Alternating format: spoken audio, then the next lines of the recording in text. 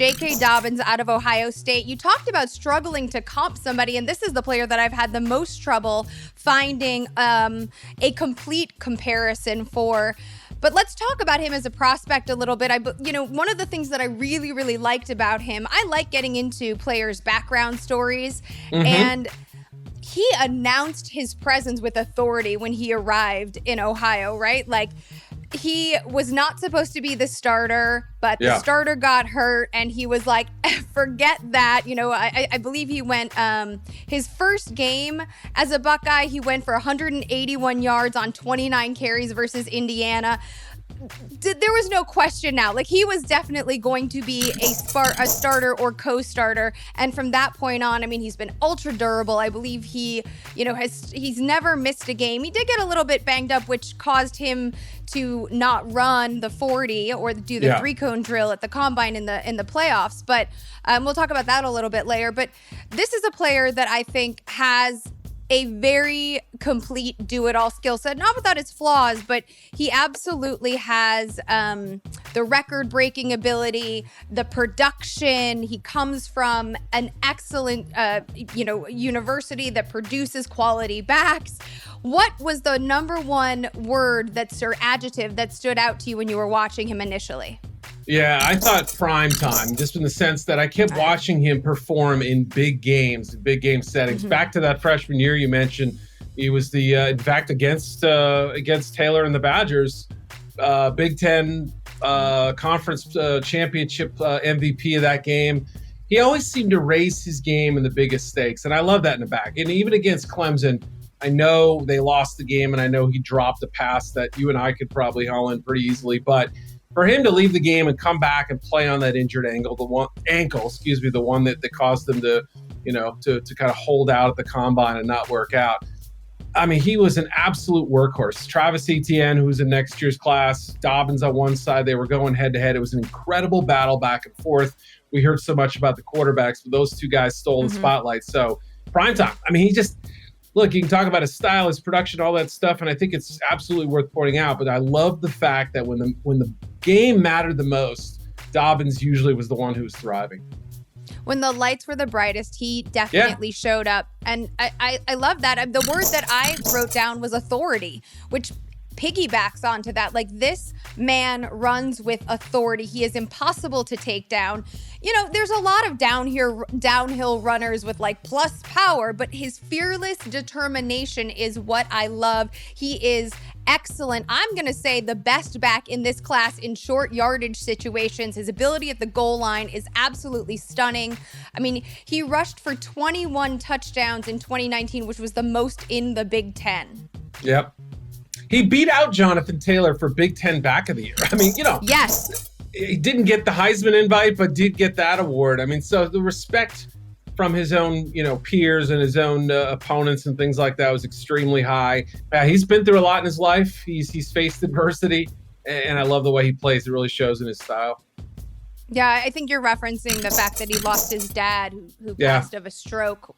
His dad was only 33 years old when he passed, and I believe Dobbins was 15 years old, and he has continued. He credits his dad with his love of football and has used that adversity in his life to continue, as you said, even in his college career, to come back and never quit. So I appreciate that about him as well.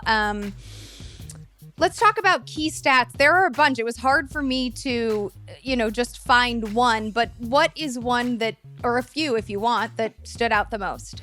Yeah, I mean, I think the fact that I don't think he'll be a home run hitter in the NFL. He had some where, some cleanly blocked plays in college, against, Miami, part Ohio. Part of that O-line, but that's part of that O-line. Great O-line. Look, he's not going to get quite those same running lanes in the NFL, but I think he's going to be a great singles and doubles hitter. That's what I wrote in my profile. The fact that he had 22 games, including receiving and rushing, of 20 plus yards last year, that was tied for fifth most in the country. There were only a handful of guys ahead of him. Some of them were wide receivers who are obviously going to catch in, some longer passes and stuff. But, breaking off those intermediate runs and doing so with great power, quickness, vision, He's a pretty complete back in a lot of ways. I like that you mentioned that.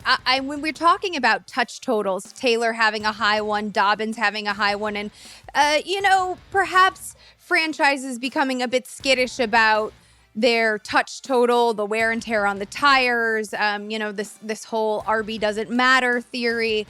When I look at, and it is a disappointment for Dobbins, I think, because he's been so durable and ends his college career on this literal tweak, right? On this injury. And yet, for me, the stat that stands out is that he started 40 of 42 games in which he played. And he also rushed for 100 or more yards 19 times. Like, he has never not done the work. And I feel like when I want a running back, I want someone who's reliable. No, he doesn't have the home run hitting ability, like you said. But I also love the point that doesn't often happen, at least not for a back who's asked to excel in short yardage situations, which is what Dobbins can and will do. Yep. And so the reliability that he provides and the strength and determination are the things that I like the most, and think that other teams, particularly the Chargers, now that they are without Melvin Gordon, will appreciate the most. I love him as a complement to Austin Eckler here. Yeah, no, I could absolutely see it. I mean, they're one of those teams that I think already has a quality, complementary back, and that's kind of the guy I think you want to pair it with. The beautiful thing is that both Eckler and Dobbins could kind of interchange. If they want to go up tempo, one of them gets a series. They can play on third down, first down, short yardage, whatever. And you rotate the other guy off. You could also put both in the field together. The team I came up with was the Miami Dolphins, and they were able to sneak him in for a late visit before all the pre-draft visits were canceled for the coronavirus stuff. I think they're going to appreciate all that toughness that you're talking about. And Brian Flores, he wants a Jonathan Taylor or a J.K. Dobbins type of back, I think. Somebody who can, in these games that may be a little more low scoring. I don't think we're going to be seeing them, play in shootouts. They want somebody who can carry the ball 25 times, which is a lot in the NFL. You don't see 25 carry backs very often. So I think that the mental and physical toughness would help the Dolphins, but I love your fit as well. I mean, for either of these teams, what an adjustment is Dobbins going to have to make from the O-line he had at Ohio State to an O-line, whether he's with the Chargers or the Dolphins. And to your Dolphins point, then are you making the assumption then that Flores just added Jordan Howard as depth?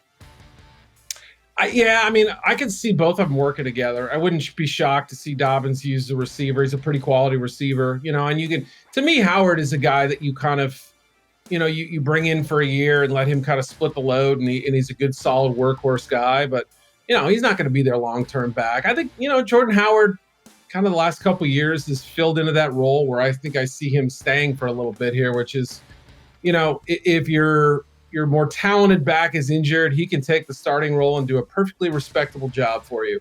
If not, then he works in this complimentary role. So would I love to see them get a little bit more of a scat back type? Yeah, like Swift or somebody. Sure, I could see it, but I could also see them going with a little bit more of a double up at the position. Makes sense. I told you I had problems comping Dobbins to someone. I went with Ray Rice ultimately. I don't love it. The size like it, doesn't though. necessarily.